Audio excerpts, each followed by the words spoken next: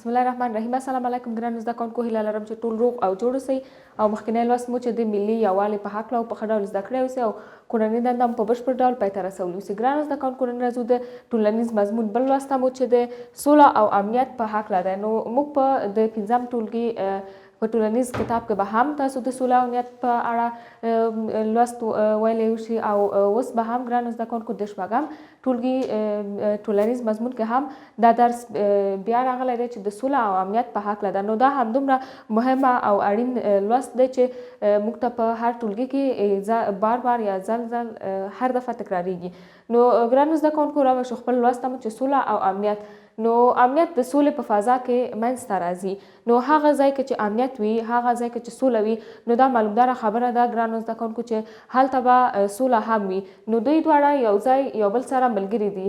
سوله او امنیت یو بل سره ملګري دي. کوم ځای کې چې سوله وي، نو هلته هرومرو هلته به سوله هم شتون لري. څرنګه داسې ګرانو زده کوونکو چې هغه ځای کې چې سوله اوسي، یو بل سره جنګ خلک ونه کوي، هغه خلک د یو بل احترام وکړي، په ټولنه کې یو بل ته احترام ولري، مذهبي نژادي او یا د مذهبي نژادي او یا د ژبې په هکله یو بل سره ګډوډي او بېنظمي ونه نښلي، نو هلته سوله راځي. که هغې ټولنه کې سوله اوسي، نو امنیت خپله راټینګېږي. څرنګه داسې چې هغه ټولنه کې چې سوله اوسي، خلک یو بل سره غرض نه لري، یو بل ته احترام لري. نو کله چې یو بل ته احترام ولري، یو بل ومني، یو بل سره په هر کار کې مرسته وکړي، نو دا معلومداره خبره ده چې هلته امنیت خپله ټینګېږي. ځکه چې هغه ځای کې چې امنیت نه وي، سوله نه وي او احترام نه وي، نو هغوی به په امنیت کې ژوند نه کوي او سوله به هم هلته نه اوسېږي. نو ګرانو زده کوونکو، سوله څه ته وایي؟ سوله د ټولنې ارامه فضا ده چې په هغې کې مسؤلیت، عدالت او خپلواکي شتون ولري. هغه ځای کې چې سوله اوسي، د هغه ځای خلک د عدالت، خپلواکي او مسؤلیت ته به هم برخوردار اوسي او هغه خلک به کولی شي چې په خپله آینده په خپلو لاسونو او په خپلو فکرونو سره جوړه کړي. نو ګرانو زده کوونکو، مسؤلیت څه ته وایي؟ مسؤلیت هغه څه ته وایي، یعنې په امن فضا کې ژوند کولو ته وایي. که چیرې امنیت نه وي، نو انسان په هغه ټولنه کې ژوند نشي کولی او د هغوی ژوند به د خطرونو څخه، د ګډوډي او بېنظمي او بدبختي سره مخامخ وي. نو عدالت څه ته وایي؟ موږ وویلې چې سوله هغه فضا ده پکې چې عدالت هم اوسي. نو عدالت ګرانو زده کوونکو برابري او انصاف ته وایي. کومه ټولنه کې چې انصاف او برابري شتون ولري، هلته امنیت او سوله خپله ټینګېږي. ځکه چې هغه انسانان چې یو بل سره مرسته کوي، د یو بل حقوق ته احترام یا درناوی کوي، هغوی یو بل سره برابري کوي، نو هلته به هرومرو سوله راځي او امنیت به خپله ټینګېږي. او خپلواکي، موږ ویلې چې سوله هغه فضا ده چې پکې خپلواکي هم شتون لري. نو خپلواکي څه ته وایي؟ خپلواکي د خپلواک ژوند، آزاد ژوند په معنا دی. یعنې هر انسان حق لري، د دې حق لري چې په خپلواک ډول، په آزاد ډول ژوند وکړي.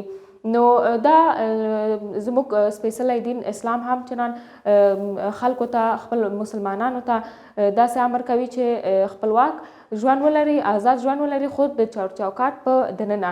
یعنې د چوکاټ له بیرون څخه، د قوانین بیرون څخه هیڅوک نشي کولی چې خپل ځان ته ډېره ازادي ورکړي. لکه ګرانو زده کوونکو، تاسو ته د بېلګې په توګه ووایم چې یو انسان مسلمان دی، هغه ته اسلام ویل دي چې ته آزاده حق لري، خپلواک ژوند کولو حق لري او خپلواک ژوند کولی شي. نو دا باید د خپل خپلواکي نه یو بده استفاده، بده ګټه، سوء استفاده ونه کړي یا بده ګټه ترېنه وانخلي. نو د همدې لپاره هغه باید داسې ونه کړي چې د بل چا حقوق د پښو لاندې کړي، بل چا ته احترام ونه کوي، ځکه چې وایي زه خپلواک یم او خپلواک ژوند لرم. نو دا کار غلط دی ګرانو زده کوونکو. اسلام زموږ دین دی، هغه کې هر څه چې ځای شوي دي د سولې او د امنیت په اړه هم پکې ویل شوي دي. نو همدې لپاره اسلام دین چې موږ ته کوم ازادي راکړې، موږ باید هغه د خپل د چوکاټ په دننه وساتو او د هغه بیرون کوم څه خلاف کار ونه کړو.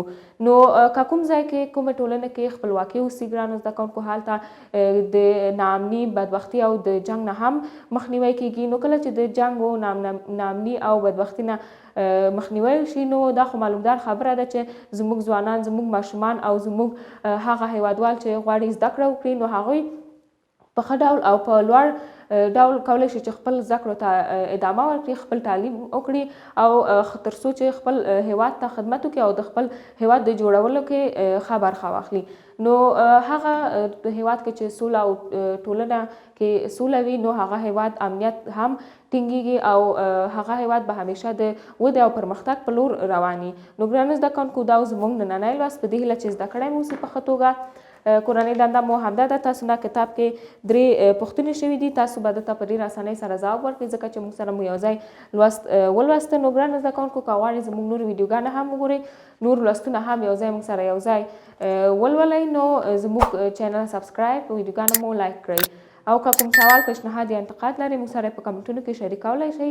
ګرانو زده کوونکو تاسو الله پاک ته سپارم، د الله په امان، ښه وخت ولرئ.